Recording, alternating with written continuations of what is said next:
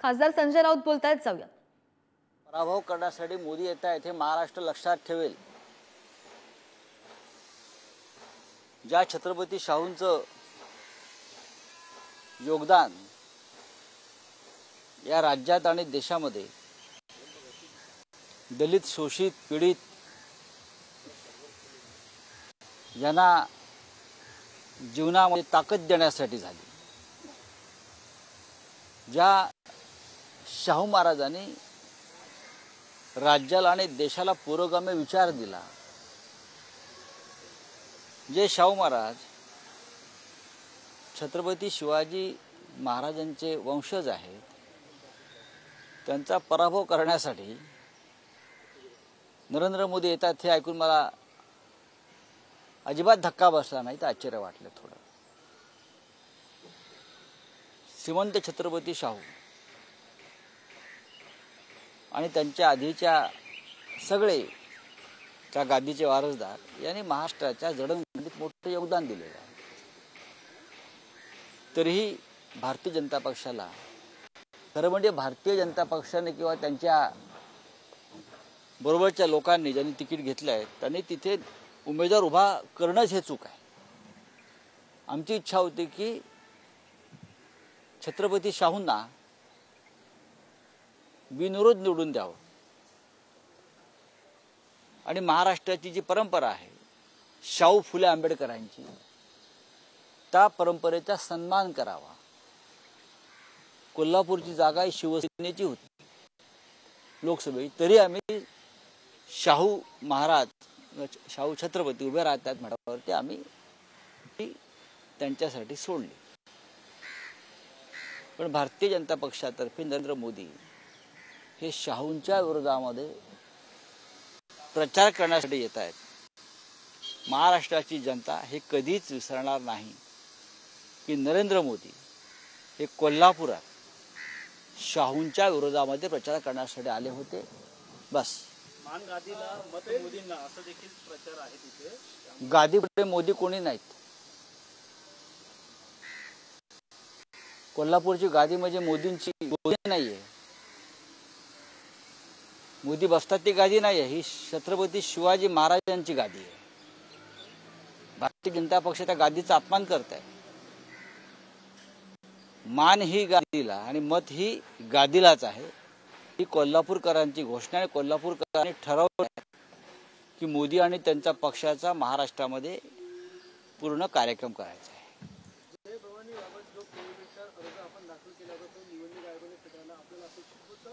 हा, आम्हाला अपेक्षित होतं जे मोदी कोल्हापुरात छत्रपती शाहूंचा पराभव करण्यासाठी येऊ शकतात.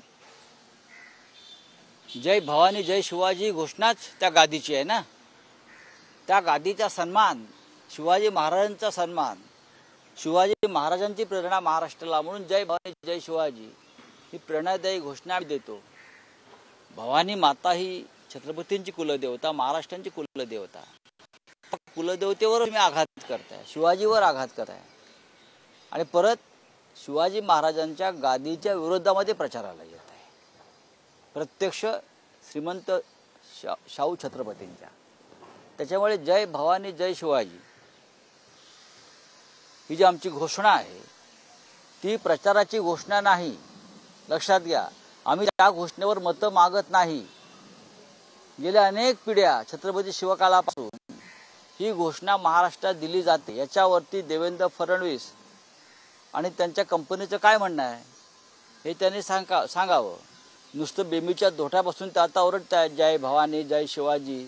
तुमचा संबंध काय जय भवानी जय शिवाजीशी?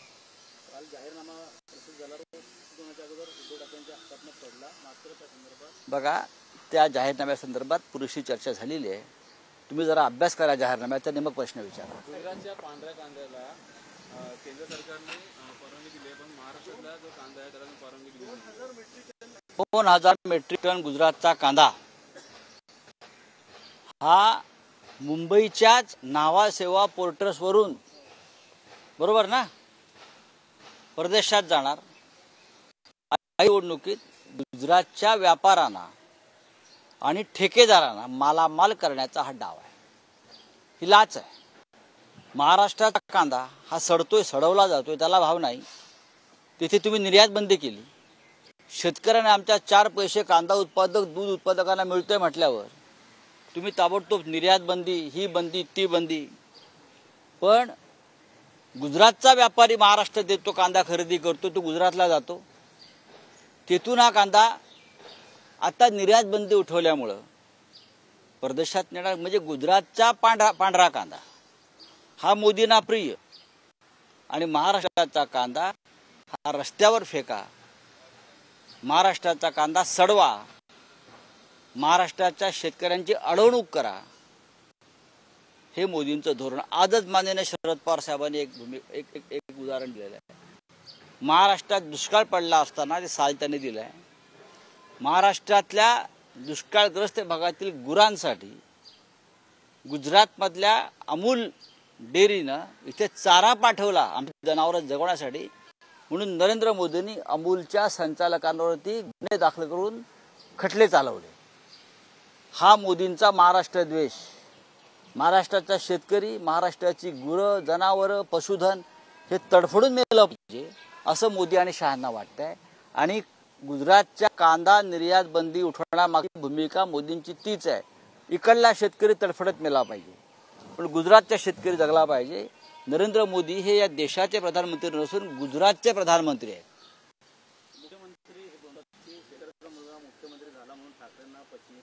कोण शेतकऱ्याचा मुलगा?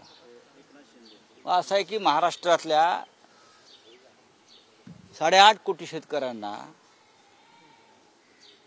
या शेतकऱ्याच्या मुलाप्रमाणे 2000 एकर जमीन द्या आणि शेतात उतरण्यासाठी 5-5 हेलिकॉप्टर्स द्या.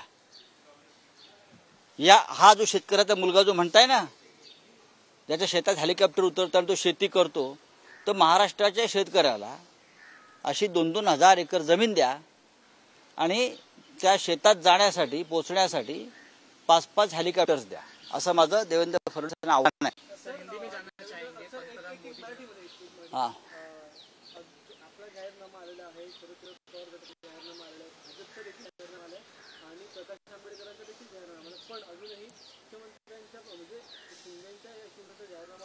त्यांच्या जाहीरनाम्याचा तसा उपयोग नाही आहे अजित पवार किंवा एकनाथ शिंदे, कारण त्यांचा एकही खासदार निवडून येणार नाही दोन्ही या गटांचा. मी वारंवार हे सांगतोय, अजित पवार यांचा एकही खासदार निवडून येणार नाही आणि शिंदे यांचा सुद्धा निवडून येणार नाही, हे मी अत्यंत स्पष्टपणे सांगतोय.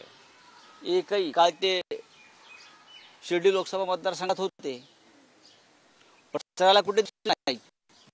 लोक म्हणतात विमानातून बरंच काही सामान आलं, वेगळ्या पद्धतीचं प्रचार साहित्य, असं तिथे फार चर्चा होती.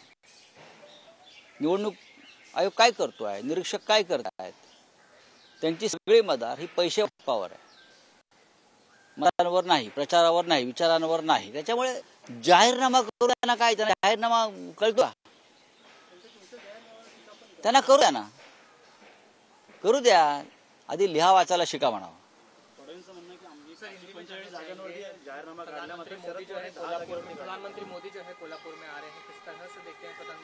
प्रधानमंत्री मोदी जी महाराष्ट्र के राज्य देवत छत्रपति शिवाजी महाराज,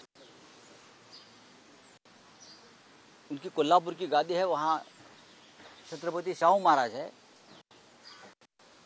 उनको पराभूत करने के लिए,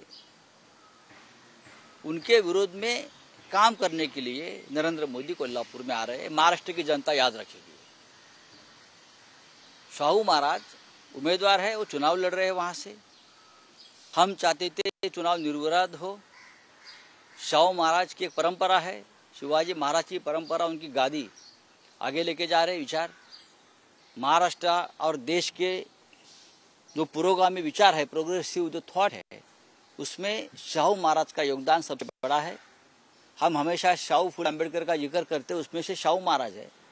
लेकिन मोदी जी को ये पसंद नहीं, बीजेपी को ये पसंद है. वो कोल्हापुर में आ रहे, हमारे छत्रपति शाहू महाराज, उनको पराभूत करो ये कहने के लिए. लेकिन इस देश की जनता, राज्य की जनता, महाराष्ट्र की, मोदी जी का ये व्यवहार याद रखेगी. दूसरी ओर जो है गुजरात के कांदे को जो है एक्सपोर्ट की मंजूरी मिल जाती है, वहीं जब महाराष्ट्र की बात आती है तो गुजरात के ही प्रधानमंत्री है ना मोदी, थोड़े देश के हैं। हम तो बार बार कहते हैं वो देश के प्रधानमंत्री नहीं है, गुजरात के प्रधानमंत्री है।